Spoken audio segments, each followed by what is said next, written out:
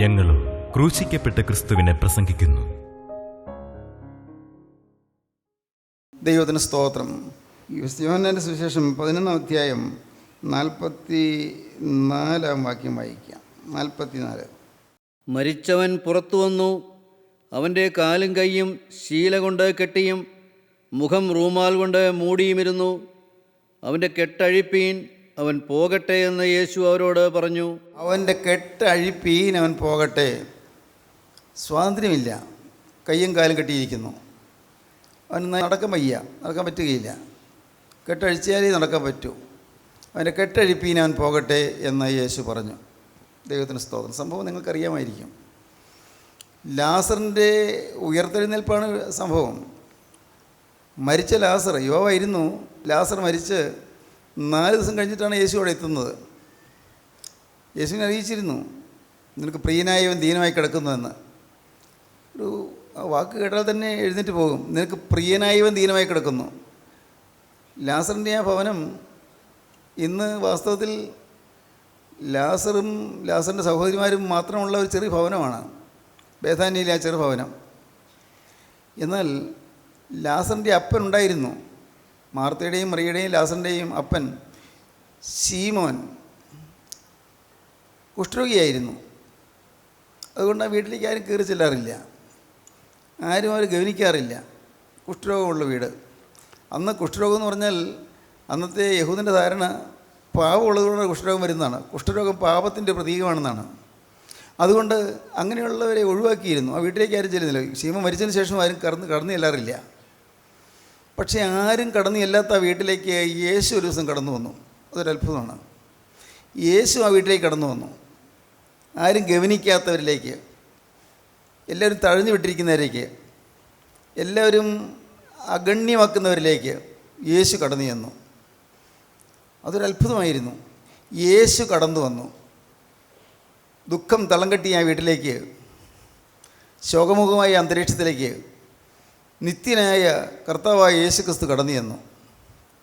യേശുക്രിസ്തു കടന്നു ചെന്നതോടുകൂടി വിധം മാറി. വീടിൻ്റെ പ്രകൃതം മാറി. ആളും പേരുമായി യേശുവും ശിഷ്യന്മാരും വന്നു. യേശുവിനെ അനുഗമിക്കുന്ന പുരുഷാരം വന്നു. പിന്നെ തിക്കും തിരക്കുമായി. എത്ര പെട്ടെന്നാണ് ആ വീടിൻ്റെ മുഖച്ഛായ മാറിയത്! എത്ര പെട്ടെന്നാണ് അവിടെ ആളും പേരുണ്ടായത്! എന്തൊരു സമൃദ്ധി! എന്നും ആളുകൾ വരുന്നു, രോഗികൾ വരുന്നു, സൗഖ്യം പ്രാപിച്ചു പോകുന്നു. കർത്താവിൻ്റെ വചനം കേട്ട് സന്തോഷം പ്രാപിച്ചു പോകുന്നു. അനേകർ വരുന്നു. അന്ന് ആ ബേഥാനിയിൽ മാത്രമല്ല, ബേഥാനിയുടെ പരിസരത്തുള്ള സ്ഥലങ്ങളിൽ നിന്നെല്ലാം ആളുകൾ വന്നുകൊണ്ടിരുന്നു. ഗലീല ഡിസ്ട്രിക്റ്റിലുള്ള നയീൻ പട്ടണത്തിൽ നിന്നും ആളുകൾ വരുമായിരുന്നു. ബേസദയിൽ നിന്ന് ആളുകൾ വരുമായിരുന്നു. കോറസിനിൽ നിന്നും ആളുകൾ വരുമായിരുന്നു. കഫർനൂമിൽ നിന്നും ആളുകൾ വരുമായിരുന്നു. ആ പ്രദേശത്തുള്ള അനേക സ്ഥലങ്ങളിൽ നിന്ന് ആളുകൾ ഇങ്ങനെ ഇരമ്പി വരുമായിരുന്നു. എന്തിനാ? യേശുവിനെ കാണാൻ, യേശുവിൻ്റെ ശബ്ദം കേൾക്കാൻ, യേശു ചെയ്യുന്ന അനുഗ്രഹം പ്രാപിക്കാൻ, യേശു ചെയ്യുന്ന അത്ഭുതം പ്രാപിക്കാൻ. സ്തോത്രം. ദൈവത്തിന് സ്തോത്രം. ഇന്ന് നിങ്ങൾ വന്നിരിക്കുന്നത് പോലെ തന്നെയാണ്. യേശു ചെയ്യുന്ന അത്ഭുതം കാണാനാണ് നിങ്ങൾ വന്നിരിക്കുന്നത്. അത് മറ്റുള്ളവരുടെ ജീവിതത്തിലല്ല, നിങ്ങളുടെ ജീവിതത്തിൽ അത്ഭുതം കാണാൻ നിങ്ങൾ വന്നിരിക്കുന്നു. നിങ്ങൾ വിശ്വസിക്കൂ, ഇന്ന് നിങ്ങൾ അത്ഭുതം കാണും. ഇന്ന് നിങ്ങളുടെ ജീവിതത്തിൽ ഒരു അത്ഭുതം നടക്കും. ഇന്ന് നിങ്ങളുടെ ജീവിതത്തിൽ ഒരു അതിശയം നടക്കും. വിശ്വാസത്തോടെ നിങ്ങൾ ഇരിക്കുക. കർത്താവേ, യേശു വന്നിരിക്കുന്നു. ബേഥാനിയിലെ ആ ചെറുഭവനത്തിലേക്ക് യേശുക്രിസ്തു എഴുന്നള്ളി. യേശുക്രിസ്തുവിന് ആ ഭവനത്തോട് എന്തോ ഒരു പ്രത്യേക വാത്സല്യം. എന്തായിരിക്കും അത്? ആ ഭവനം അവശതയുള്ളൊരു ഭവനമാണ്. ആരും തിരിഞ്ഞു നോക്കാത്ത ഭവനമാണ്. അങ്ങനെയുള്ളവരോടാണ് കർത്താവിന് കൂടുതൽ ഇഷ്ടം. ദൈവത്തിനെല്ലാവരും ഇഷ്ടമാണ്. പക്ഷേ അനാഥരോടും അവശരോടും അഗതികളോടും യേശുക്രിസ്തു വലിയ വാത്സല്യമാണ്. അവൻ അനാഥരെയും വിധവമാരെയും പരിപാലിക്കുന്നൊരു വാക്യമുണ്ടല്ലോ. അനാഥരെയും വിധവമാരെയും പരിപാലിക്കുന്ന ദൈവം. ആരും തിരിഞ്ഞു നോക്കാത്തവരെ യേശു തിരിഞ്ഞു നോക്കും. സ്തോത്രം. അതാണ് ഒരു അത്ഭുതം അതാണ്. ഇന്ന് ഈ വാക്കുകളെ കേട്ടുകൊണ്ടിരിക്കുന്ന നിങ്ങൾ ആരെങ്കിലും തഴയപ്പെട്ടവരാണോ? നല്ല വാക്ക്. പാർശ്വവൽക്കരിക്കപ്പെട്ടവരാണോ? സൈഡ് ട്രാക്ക് ചെയ്ത് നിങ്ങളെ ആരെങ്കിലുമൊക്കെ ഒഴിവാക്കുന്ന രീതിയിൽ ആരും നിങ്ങളെ ഗവനിക്കാത്തവരാണോ? ഒരു വിലയില്ലാത്തവരാണോ? സമൂഹത്തിൽ വിലയില്ലാത്തവരാണോ? അല്ല, വീട്ടിൽ വിലയില്ലാത്തവരാണോ? അങ്ങനെയുണ്ട്. വീട്ടിൽ വിലയില്ലാത്തവരുണ്ട്. അപ്പന് വലിയ മാനമില്ല, അമ്മയ്ക്ക് വലിയ സ്നേഹമില്ല, മറ്റ് മക്കളോടൊക്കെ അമ്മയ്ക്ക് സ്നേഹം, അല്ലെങ്കിൽ അപ്പന് സ്നേഹം, ഇങ്ങനെയൊക്കെയുള്ളവരുണ്ട്. നിങ്ങളുടെ ജീവിതത്തിൽ നിങ്ങൾ അവഗണിക്കപ്പെട്ടവരാണോ? സ്തോത്രം. എങ്കിൽ നിങ്ങളുടെ അരിയിലേക്ക് യേശു വരുന്നുണ്ട്. സ്തോത്രം. ദൈവത്തിൻ്റെ വലിയ നാമം മഹത്വപ്പെടട്ടെ. ദൈവത്തിന് സ്തോത്രം. ഞാൻ ദൈവത്തിൻ്റെ വചനം പറയുന്നത് അതുകൊണ്ടാണ്. ഞാൻ ദുഃഖിച്ച് വലഞ്ഞു പോയ മനുഷ്യനാണ്. നിങ്ങൾക്കറിയാമല്ലോ, എൻ്റെ അപ്പൻ എനിക്കൊരു വയസ്സിൽ മരിച്ച് ഒരു അനാഥത്വം പോണ്ടൊരു വീട്. പറഞ്ഞാൽ കാര്യമായിട്ട് ആരും കയറി വരില്ല. എന്ന് പാടത്ത് കൃഷിയുള്ളത് കൊണ്ട് വേലക്കാരൊക്കെ വരും, അത്രയേ ഉള്ളൂ. ആരും കയറി വരാത്തൊരു വീട്. പ്രത്യേകിച്ച് ആരും വന്നിട്ട് കാര്യമില്ലാത്തതുകൊണ്ടാണ്, അതിലൊരു വഴക്കൊന്നും ഉണ്ടായിട്ടല്ല. ആരും കയറി വരാത്തൊരു വീട്, മൂകത മുറ്റിയ വീട്, ദുഃഖം നിറഞ്ഞൊരു വീട്, മ്ലാനതം കൂടിയ വീട്. കരയും, എന്നും കരച്ചിലാണ്. അമ്മയും കരയും, പെങ്ങളും കരയും, ഞാനും കരയും. കരച്ചിൽ മാത്രം. കരച്ചിലിൻ്റെ വീട്ടിലേക്ക് യേശു കടന്നു വന്നു. സ്തോത്രം. അതിന് മുഖാന്തരമായത്, ദൈവത്തിന് സ്തോത്രം, ഞാൻ കർത്താവിൻ്റെ വചനം കേട്ടപ്പോൾ മാനസാന്തരം ഉണ്ടായി. അതുകൊണ്ടാണ് ഞാൻ പ്രസംഗിക്കുന്നത്, ദൈവത്തിൻ്റെ വചനം പറയുന്നത്. ദൈവത്തിൻ്റെ വചനം പറയാനുള്ള എൻ്റെ ഹൃദയത്തിലുള്ള പ്രേരണ അത് മാത്രമാണ്. എന്നെ സന്ദർശിച്ച എൻ്റെ ദൈവം, എന്നെ വിലമതിച്ച എൻ്റെ ദൈവം, എന്നെ കണക്കാക്കിയ ദൈവം, എന്നെ പരിഗണിച്ച ദൈവം, എന്നെ കാണുകയും എന്നെ സ്നേഹിക്കുകയും എനിക്ക് വേണ്ടി കരുതുകയും ചെയ്ത ദൈവം യേശുക്രിസ്തു. യേശുക്രിസ്തു ഈ ദുഃഖതപ്തമായ ഭവനത്തിലേക്ക് എഴുന്നള്ളി വന്നു എന്നുള്ളതാണ് എനിക്കുള്ള ഒരേ ഒരു സന്തോഷം. അതുകൊണ്ടാണ് ഞാൻ ദൈവത്തിൻ്റെ വേല ചെയ്യുന്നത്.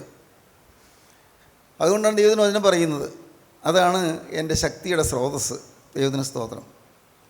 ശക്തിയുടെ ഉറവിടം. ദൈവത്തിന് സ്തോത്രം. പ്രിയപ്പെട്ടവരെ, ദുഃഖം പൂണ്ടിരുന്ന ആ ഭവനത്തിലേക്ക് യേശു കടന്നു ചെന്നു. ലാസറും മറിയയും മാർത്തയും. യേശുവിനെന്തോ ആ ഭവനത്തോട് പ്രത്യേക സ്നേഹം. അതുകൊണ്ടാണ് ലാസർ രോഗിയായപ്പോൾ ആ സഹോദരിമാർ യേശുവിനെ അറിയിച്ചത്, നിനക്ക് പ്രിയനായവൻ ദീനമായി കിടക്കുന്നതാണോ? നിനക്ക് പ്രിയനായവൻ ദീനമായി കിടക്കുന്നു. ആ വാക്ക് കേട്ടാൽ എഴുന്നേറ്റ് പോകില്ലേ? നിനക്ക് പ്രിയനായവൻ, ലാസർ ദീനമായി കിടക്കുന്നല്ല പറഞ്ഞത്, നിനക്ക് പ്രിയനായവൻ ദീനമായി കിടക്കുന്നു. സ്തോത്രം. ദൈവത്തിന് സ്തോത്രം. ഞാൻ നിങ്ങൾ പറയട്ടെ, ഞാൻ ചിലപ്പോഴെല്ലാം ദൈവത്തോട് പറഞ്ഞിട്ടുണ്ട്, കർത്താവേ, നിനക്ക് പ്രിയനായവൻ ഇപ്പോൾ പ്രശ്നത്തിൽപ്പെട്ടിരിക്കുകയാണ്. നിനക്ക് പ്രിയനായവൻ ചില ദുഃഖവിഷയങ്ങൾ പേറുന്നവനാണ്. നിനക്ക് പ്രിയനായവൻ ചില ഭാരങ്ങൾ വഹിക്കുന്നവനാണ്. നിനക്ക് പ്രിയനായവൻ കർത്താവെ ചില വിഷയങ്ങളിൽ ഭാരപ്പെട്ട് ഞരങ്ങുന്നവനാണ്. എൻ്റെ ഭാരങ്ങൾ ഞാൻ കർത്താവിനെ അറിയിക്കും, വിളിച്ചറിയിക്കും. സ്തോത്രം. ഉറക്കെ വിളിക്കുക, അടങ്ങിയിരിക്കരുത് എന്നുള്ള വാക്യം ഓർത്തുകൊണ്ട് ഞാൻ വിളിച്ചറിയിക്കും, കർത്താവേ, നീ ഒന്ന് വരണേ, ഈ പ്രതിസന്ധിയിൽ നീ എനിക്ക് സഹായമായി വരണേ, ഈ യാതനയുടെ സമയത്ത് നീ എനിക്ക് സഹായമായി വരണേ, ഈ വേദനയുടെയും രോഗത്തിൻ്റെയും പ്രയാസത്തിൻ്റെയും സമയത്ത് നീ എൻ്റെ സഹായമായി വരണേ. ഞാൻ വിളിച്ചപേക്ഷിച്ചിട്ടുണ്ട്, എൻ്റെ കർത്താവ് വന്നിട്ടുണ്ട്. സ്തോത്രം. പ്രാർത്ഥനകൾക്കും ദൈവം ഇന്ന് നിങ്ങൾ കേട്ടുകൊണ്ടിരിക്കുമ്പോൾ ദൈവം നിങ്ങൾ പറയുന്നു, മക്കളെ, നിങ്ങൾ എന്നെ വിളിച്ചപേക്ഷിക്കുക, ഞാൻ നിങ്ങളുടെ അരികിലേക്ക് വരാം. കഴിഞ്ഞ കാലം കർത്താവ് നോക്കുന്നില്ല. അവിശ്വാസമുള്ള കാലം ഉണ്ടായിരുന്നു, ഭയപ്പാടുള്ള കാലം ഉണ്ടായിരുന്നു, ധൈര്യമില്ലാത്ത കാലം ഉണ്ടായിരുന്നു, പണമില്ലാത്ത കാലം ഉണ്ടായിരുന്നു, കടം പിരികിയ കാലം ഉണ്ടായിരുന്നു, ദുരിതമുള്ള കാലം ഉണ്ടായിരുന്നു, പഠിച്ചിട്ടും പരീക്ഷ പാസ്സാകാത്ത കാലം ഉണ്ടായിരുന്നു. എന്ത് ചെയ്യും? ഒരാൾ എഴുതി 8 പ്രാവശ്യം IELTS എഴുതി, കിട്ടിയില്ല സാറേ. 8 പ്രാവശ്യം എഴുതി. ആരാന്ന് എനിക്കറിഞ്ഞൂടാ. ഞാൻ തിരിച്ചെഴുതി. 8 പ്രാവശ്യമല്ലേ എഴുതിയുള്ളൂ. ഇനി ഒരു കാര്യം ചെയ്യുക, കിട്ടുന്നവരെ എഴുതുക, കിട്ടുന്നവരെ പരീക്ഷ എഴുതുക. ഏതായാലും ആ പെൺകുട്ടി പിന്നെ എന്നെ വിളിച്ചറിയിച്ചു, സാറേ, ഈ പ്രാവശ്യം ഞാൻ ജയിച്ചു. സ്തോത്രം. 9ാമത്തെ പ്രാവശ്യം ജയിച്ചു. പ്രിയപ്പെട്ടവരെ, ജീവനുള്ള ദൈവത്തെ വിളിക്കുക. ദൈവം കടന്നു വരും, ദൈവം കൃപയായി കടന്നു വരും, വചനമായി കടന്നു വരും. ദൈവം നിങ്ങൾക്ക് ആശ്വാസം തരും, സമാധാനം തരും. ചോദിച്ച് വാങ്ങണമെന്ന് ഞാൻ പറയും, പിടിച്ചു വാങ്ങണമെന്ന് പറയും. സ്തോത്രം. ഇതൊക്കെ പറയുമ്പോൾ നിങ്ങൾക്ക് അത്ഭുതം തോന്നും. കർത്താവെ, ഒന്ന് നിൽക്കണേ, ഒന്ന് കേട്ടിട്ട് പോകണേ എന്ന് ഞാൻ പറയും. കർത്താവെ, ഒന്ന് നിൽക്കണേ, ധൃതി പിടിച്ച് പോവല്ലേ, എൻ്റെ അടുക്കൽ നിന്ന് പോവല്ലേ, നീ എന്നോട് കൂടെ ഇരിക്കണമേ എന്ന് ഞാൻ പറയും. ദൈവത്തിന് സ്തോത്രം. ഈ കാര്യം നീ എനിക്ക് സാധിച്ചു തരണമെന്ന് പറയും. എത്ര ആവശ്യങ്ങൾ ചോദിച്ചു വാങ്ങിയിട്ടുണ്ട്, എത്ര ആവശ്യങ്ങൾ. ദൈവത്തിന് സ്തോത്രം. ദൈവത്തിന് വലിയ നാമം മഹത്വപ്പെടട്ടെ. നിനക്ക് പ്രിയനായവൻ ദീനമായി കിടക്കുന്നു എന്ന് അറിയിച്ചു. പക്ഷേ കർത്താവ് പോയില്ല. അത് നാം ചിലപ്പോൾ വിളിച്ചപേക്ഷിച്ചാലും കർത്താവ് കേൾക്കുന്നില്ലെന്ന് തോന്നും. കർത്താവ് കേൾക്കാത്തതുകൊണ്ടല്ല, ദൈവത്തിൻ്റെ മഹത്വം ആരറിയുന്നു? ദൈവത്തിൻ്റെ വഴി ആരറിയുന്നു? കർത്താവിന് സമയം തെറ്റുകയില്ല. ഞാൻ പറയാറുണ്ടല്ലോ, delays are not denials. Delay ആയി എന്നുള്ളതുകൊണ്ട് ഡിനൈ ചെയ്തതല്ല, വൈകിപ്പോയി എന്നുള്ളതുകൊണ്ട് അത് നിരസിച്ചു എന്നല്ല അതിൻ്റെ അർത്ഥം. ചില വൈകിപ്പോയി എന്ന് വരാം. നിങ്ങൾ ചില പ്രാർത്ഥനാ വിഷയങ്ങൾ പറഞ്ഞിട്ട് ചിലപ്പോൾ അത് നടക്കുന്നില്ലെന്ന് വന്നേക്കാം. നിങ്ങൾ ചില കാര്യങ്ങൾ പ്രാർത്ഥിച്ചു, എന്താ കർത്താവേ തരാത്തത്? വിഷമിക്കണ്ട.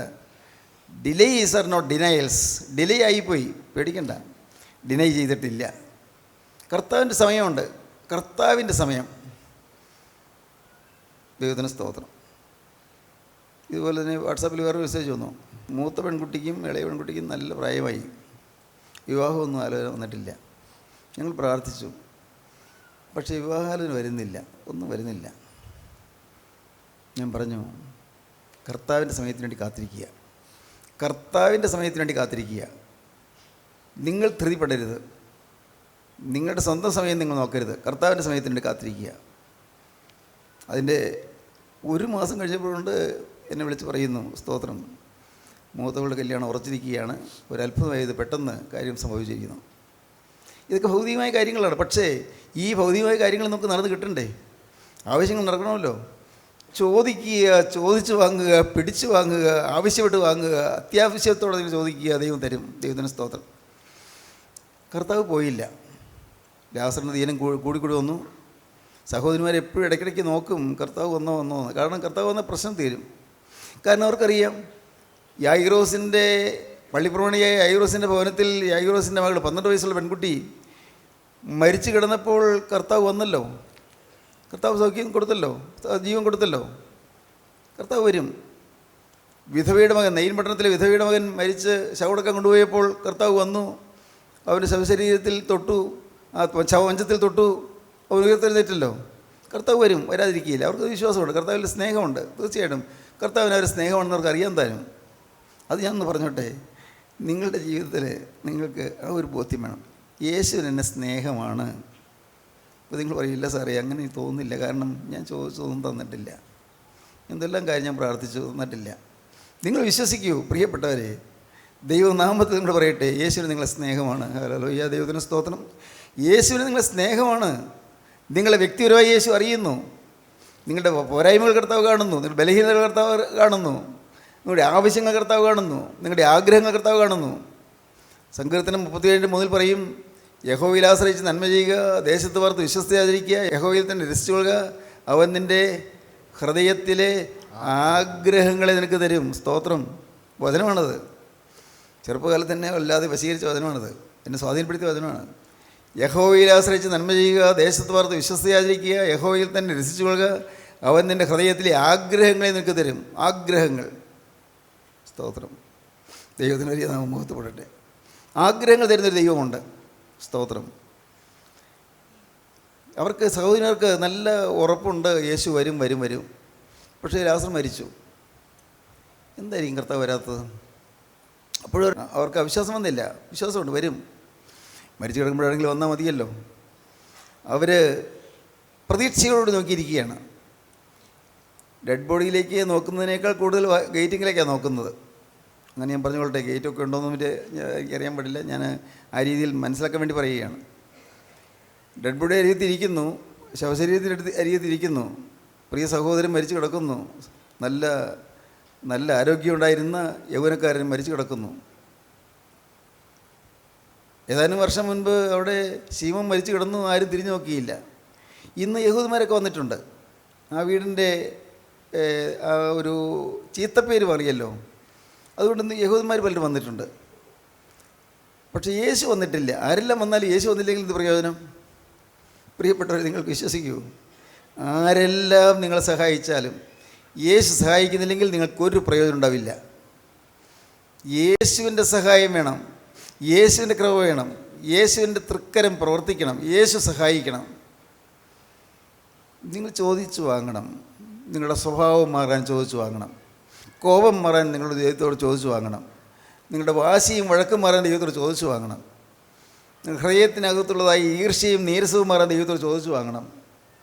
നിങ്ങളുടെ മനസ്സിലുള്ളതായി പരിഭവം മാറാൻ ദൈവത്തോട് ചോദിച്ചു വാങ്ങണം. എല്ലാം ചോദിച്ചു വാങ്ങാം. എല്ലാം വിട്ടിട്ട് പോകുന്നില്ലല്ലോ. എന്ത് ചെയ്ത് എനിക്ക് എന്തുകൊണ്ട് ഇത് വരുന്നു? ഒരു വാട്സാപ്പ് മെസ്സേജ് വന്നു. ഞാൻ എത്ര വട്ടം തീരുമാനിച്ചിട്ട് മാറുന്നില്ല സാറേ, ഞാൻ എന്ത് ചെയ്യണേ? എന്തോരം ഞാൻ എത്ര തീരുമാനം എടുത്തു, പക്ഷേ ഞാൻ പിന്നെയും വീണ് പോവുകയാണ്. ദൈവത്തിന് സ്തോത്രം. ദൈവത്തിന് വലിയ നാമമഹത്വപ്പെട്ടു. അങ്ങനെയുള്ളവരുടെ അനേകം പരിപ്പുണ്ടായിരിക്കും. പ്രിയപ്പെട്ടവരെ, നിങ്ങൾ കാര്യം ചെയ്യൂ.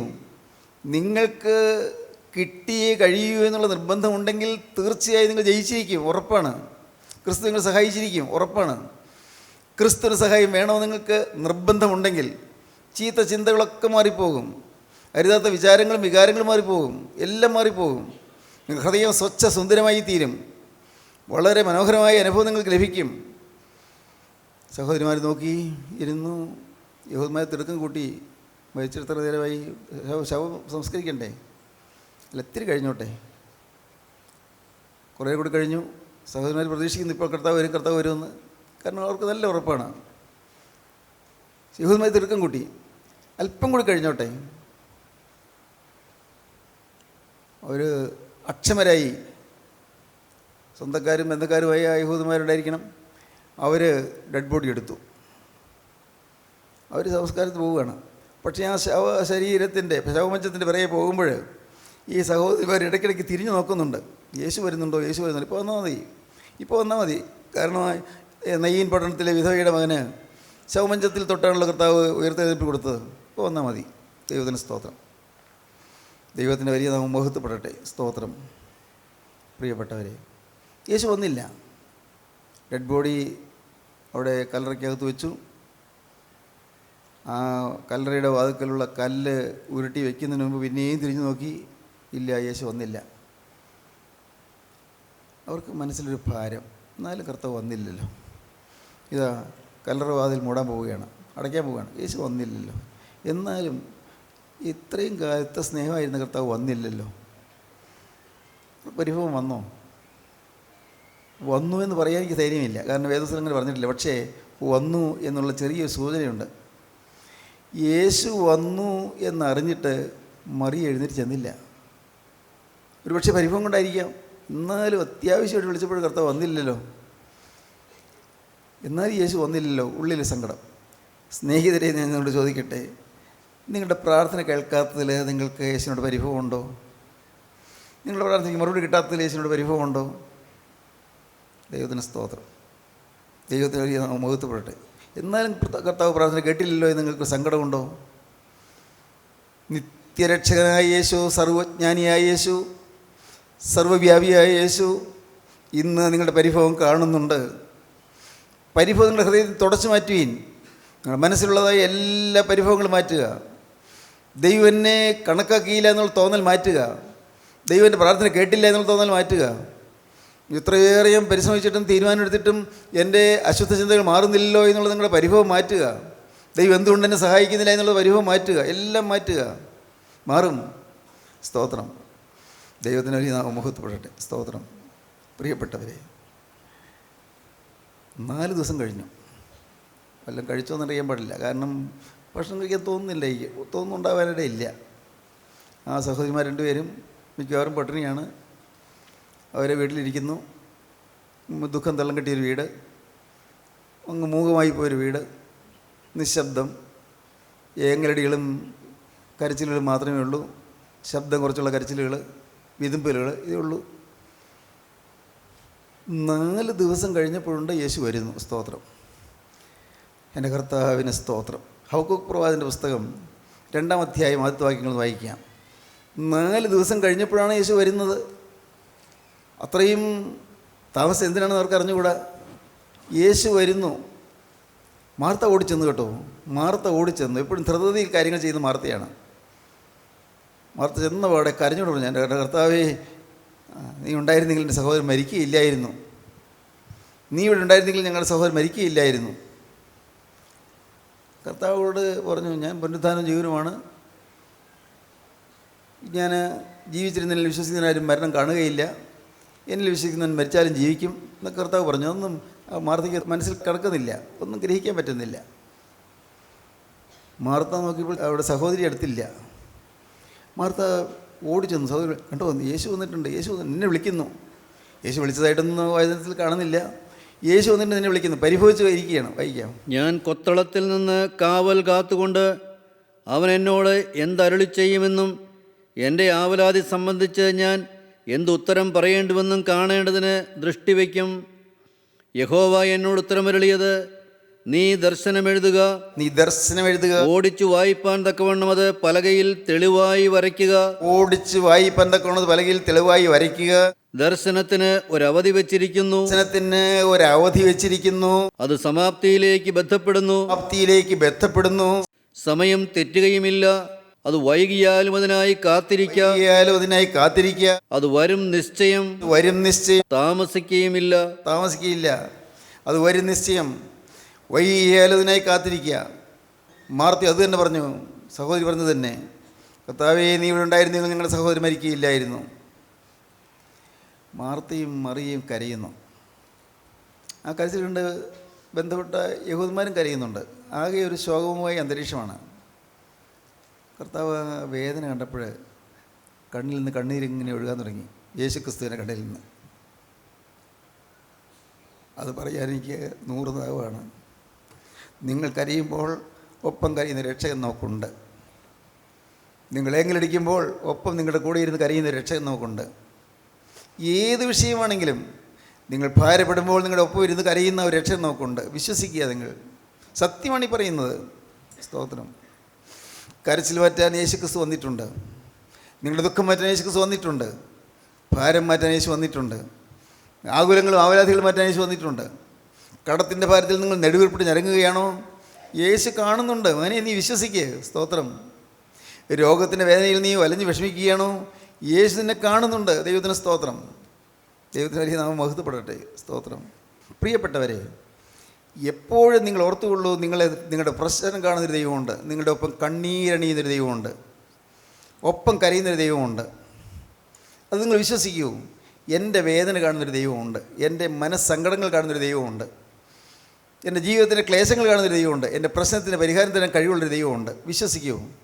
സർവ്വവ്യാപിയാണ് ആ ദൈവം. നിങ്ങളിത് അങ്ങങ്ങാണ്ട് ദൂരെയുള്ള 12,000 വർഷം മുമ്പ് ജീവിച്ച യേശുവിനെ അല്ല നിങ്ങൾ കാണേണ്ടത്. ഇന്നും ജീവിക്കുന്ന ക്രിസ്തു, നിങ്ങളുടെ അരികത്ത് വരുന്ന ക്രിസ്തു. എൻ്റെ ദൈവമേ, ഈ വാക്കുകൾ നിങ്ങൾ കേൾക്കുമ്പോൾ, ഈ ശബ്ദം നിങ്ങൾ കേൾക്കുന്ന പരിധിക്കകത്ത് ആരെല്ലാം ഇരിക്കുന്നു അവരുടെ അരികിലേക്ക് യേശു വരികയാണ്. നിങ്ങൾ വിശ്വസിക്കുക പ്രിയപ്പെട്ടവരെ. യേശുവിൻ്റെ സമീപത്തേക്ക് വരികയാണ്. ഏറ്റവും ഗൗരവമായ കാര്യത്തിൽ നിങ്ങൾ വിഷമിച്ച് കഴിയുമ്പോഴും അരികത്ത് വരുന്നൊരു ക്രിസ്തുവുണ്ട്, കരയുന്ന ക്രിസ്തുവുണ്ട്, ഒപ്പം കരയുന്ന ക്രിസ്തു. യേശു കണ്ണുനീർ വാർത്തു.